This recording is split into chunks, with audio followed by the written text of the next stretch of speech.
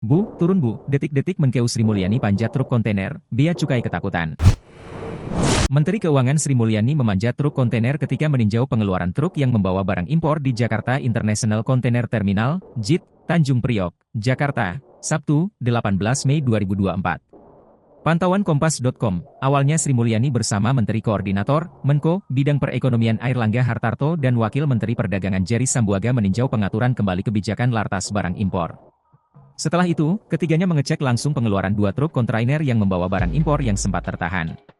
Saat berjalan ke arah truk, Sri Mulyani tiba-tiba memanjat bagian penghubung antara kontainer dan kepala truk dengan bantuan Menko Perekonomian Airlangga.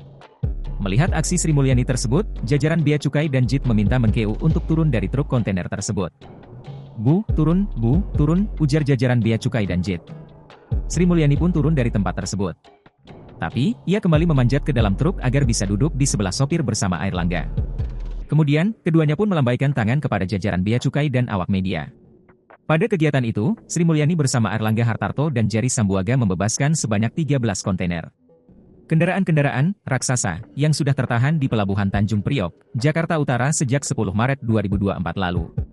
Sri Mulyani juga menyampaikan, Permendak 8 tahun 2024 ini merelaksasi komoditas besi baja, tekstil dan produk tekstil yang hanya perlu menggunakan laporan survei, LS, dalam negeri.